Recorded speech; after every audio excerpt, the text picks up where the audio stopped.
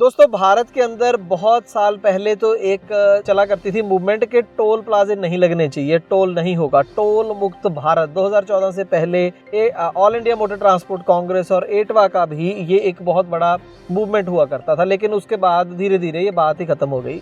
उसके बाद मुद्दे कुछ और हो गए कि भाई टोल प्लाजों पर टाइम बहुत लगता है, जल्दी निकलने चाहिए। और इसके अलावा एक बड़ा मुद्दा है टोल प्लाजों पर खास करके कमर्शियल गाड़ियों के साथ होने वाली बदसलूकी की, उनके ड्राइवरों के साथ मारपीट की, गुंडागर्दी। गाली मत तो ड्राइवर कर दे, ड्राइवर की इज्जत कर। मेरे टैग में पैसे यहाँ क्यों नहीं कट रहे भाई? क्यों सिंगल पर्ची दे दूँ?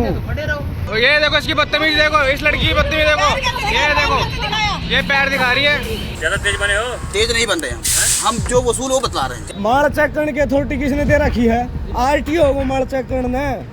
मैं ये नहीं कहता कि हमेशा टोल प्लाजा वालों की गलती होती है, लेकिन बहुत बार देखा गया है कि बहुत एग्रेसिव बिहेवियर जो होता है वो टोल प्लाजा के कर्मचारियों का वहाँ पर होता है। कईयों ने तो वहाँ बाउंसर रखे होते हैं, प्राइवेट मतलब सिविल ड्रेस में लोग होते हैं वहाँ पर, और पता ही नहीं चलता ड्राइवर को कि भाई वो कोई अफसर है, उनका मुलाजिम है या कोई गुंडा पाल के रखा हुआ है वहाँ पर, पता ही नहीं चलता।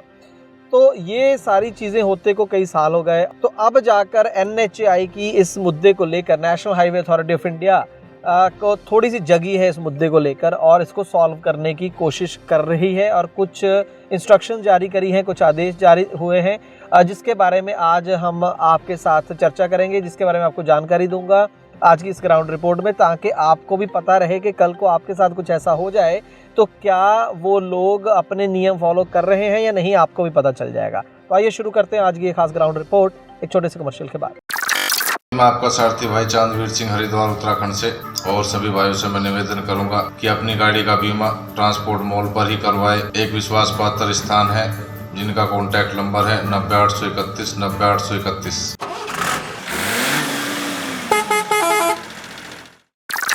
ट्रांसपोर्ट टीवी पर आपका स्वागत है दोस्तों, मैं हूं मनिंदर सिंह और आप देख रहे हैं ग्राउंड रिपोर्ट। तो जैसे मैंने कहा कि जो हमारे हाईवेज हैं, national highway authority of India, उनकी नेशनल हाईवे सारे जो है इनके अंडर आते हैं, चाहे वो ये प्राइवेट कंपनी को ठेका दे दें बनाने का और या वहाँ पर टैक्स जो टोल फीस वसूलने का या फिर खुद वसूले, लेकिन आते वो ओवरऑल जो अम्ब्रेला है वो NHAI की ही है।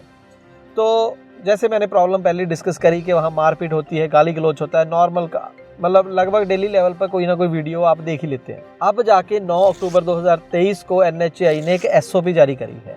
SOP होता है स्टैंडर्ड ऑपरेटिंग प्रोसीजर, कि मान लीजिए कोई भी एक चीज़ आपको करनी है तो उसको करने का क्या ढंग है, उसको मतलब एक स्टैंडर्ड ढंग क्या है, हमेशा उसी तरीके से काम करना है, तो उसको बोला जाता है स्टैंडर्ड ऑपरेटिंग प्रोसीजर। ज़्यादातर कंपनियों में या सरकारी लेवल पर इस ऐसे अलग अलग चीज़ों के लिए SOP बनी होती है कि भाई हर बार कन्फ्यूजन ना हो कि क्या करना है, और जब किसी की गलती हो तो मिलाया जाएगा कि भाई SOP के हिसाब से काम करा था या नहीं करा था। तो उसको SOP एक बना दी गई है कि वहाँ पर जब कोई कैसे बातचीत करनी है या अगर कोई लड़ाई झगड़े का वहाँ बनता है माहौल तो कैसे उसको डील करना है, इस बात को लेकर SOP है।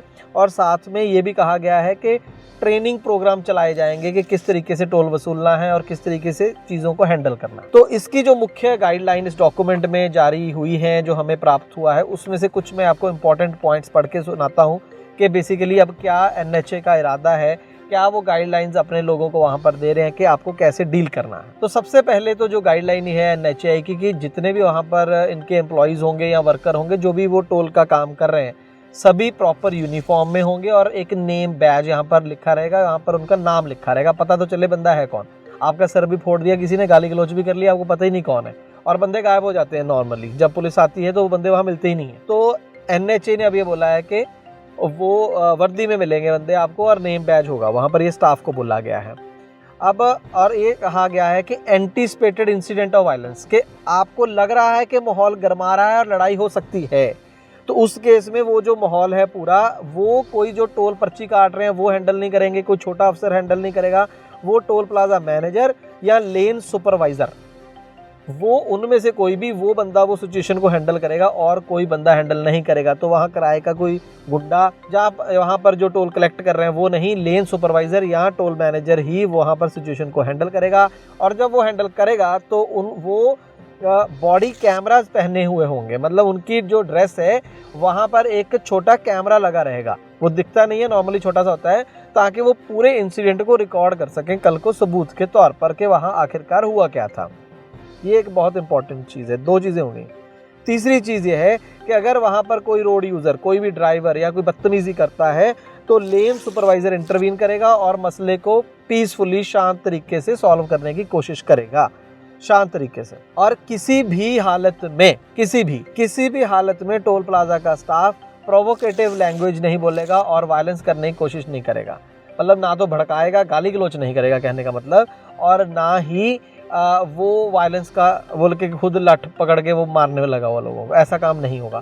नॉर्मल आप कई जगह तो मैंने ऐसे वीडियोस भी देखे, पहले ही लठ लेके खड़े हुए हैं, अभी कोई बात हुई नहीं, गाड़ी रुकी भी नहीं है, पहले ही तैयार है लठ, पता नहीं क्या करना उसका। उसके बाद ये है कि अगर कोई झगड़ा हो जाए तो खुद कानून हाथ में नहीं लेना, उसको लोकल पुलिस को बुलाओ या FIR उसकी है वो दर्ज कराओ।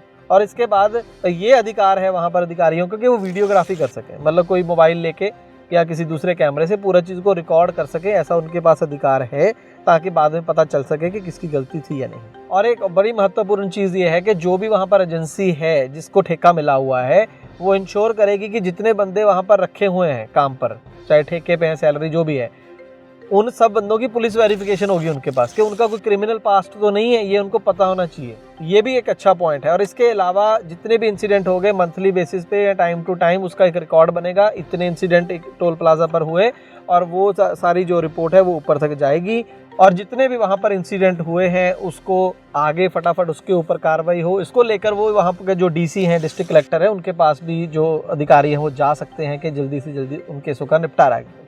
बहुत अच्छे पॉइंट्स इसके अंदर हैं। अब यहाँ पर 1-2 चीज़ें और हमारी सलाह है कि अगर NHA करती तो अच्छा होता। अब मान लीजिए वहाँ लिख दिया कि बैज होने चाहिए, वर्दी होगी, पहला पॉइंट था। अब अगर नहीं है, ड्राइवर से कोई बंदा बदतमीजी कर रहा है, बातचीत कर रहा है, चलिए, तो उसकी वर्दी नहीं पहनी हुई, उसने बैज नहीं पहना हुआ, तो अब ड्राइवर किससे कंप्लेंट करे? NHA को कंप्लेंट करे? कोई सुनेगा? बड़ी बड़ी बातें तो नहीं सुनी जाती हैं वहाँ पर। तो एक तो ये चीज़, कम से कम चलिए ड्राइवर अपने कैमरे से ये वीडियो बना सकता है कि वहाँ बिना वर्दी वाले और बिना नेम बैज के वहाँ पर बंदे काम कर रहे हैं। एक चीज़ ही हो सकती है, कम से कम सोशल मीडिया पे तो डालो, ट्रांसपोर्ट TV को तो बताओ, एक काम ही हो सकता है। और दूसरी चीज़ें ये है कि NHA को इसके साथ ही, जैसे उन्होंने कहा कि भाई वो केसों का एक इकट्ठा करेंगे और वो कर सकते हैं और DC को जाके मिल सकते हैं। यहाँ पर ये नहीं बताया कि अगर ये सारी चीज़ें जो उन्होंने गाइडलाइन दी हैं अगर वो फॉलो नहीं करते हैं तो क्या होगा? क्या रोड यूज़र कोई एक्शन ले सकता है, या वो किसी हॉटलाइन पर इन लोगों की कंप्लेंट कर सकता है? मान लीजिए उन्होंने कहा कि आप गाली गलौच नहीं करेंगे, आप प्रोवोकेटिव लैंग्वेज यूज़ नहीं करेंगे, आप वायलेंस नहीं करेंगे, अगर करते हैं तो क्या होगा? तो मतलब उस केस में थोड़ा सा यूज़र को भी कुछ करना चाहिए था। जैसे मैंने 1-2 बार बहुत पहले बात करी थी कि अगर उनकी कोई मशीन ख़राब हो जाए, ऐसा रूल है जब टोल आया था कि इलेक्ट्रॉनिक टोल शुरू हुआ था कि अगर मशीन ख़राब हो जाए तो 0 पर्ची मिलेगी कि आपको वहीं ऐसे निकाल के देना पड़ेगा उनको, है ना। आज तक किसी को मिली है वो? अगर ख़राब हो जाती है तो वो इंश्योर करेंगे जितना मर्जी टाइम लग जाए, आपको कैश करेंगे, जो भी करेंगे, फ्री में नहीं जाने देंगे। तो बात यह है कि नियम बहुत अच्छे हैं। चलिए फिर भी हम एक थैंक्स बोलेंगे NHA को कि चलो कम से कम कुछ तो करा। ये कहने वाले तो हो गए फ्यूचर में कि भाई गाइडलाइन फॉलो नहीं कर रहे, पहले तो गाइडलाइन ही कोई नहीं थी शायद। तो एक अच्छा मतलब इनिशिएटिव है, लेकिन थोड़ा सा और भी लोगों को भी थोड़ा एम्पावर करें आप कि भाई अगर नहीं हो रहा तो वो क्या करें, फिर वो कहाँ जाएं, है ना। तो बहुत बार क्योंकि देखा गया है कि जो लोकल पुलिस को तो यहाँ बोल दिया कि NHA ऑफिशियल या जो भी अधिकारी है वहाँ पर वो तो जा सकता है, पुलिस को बुला ले, लेकिन वहाँ पर कोई झगड़ा हो जाए, आज की डेट में 95% केसेस में लोकल पुलिस ऑलरेडी टोल वालों का ही साथ देती है, रोड यूज़र का साथ नहीं देती है।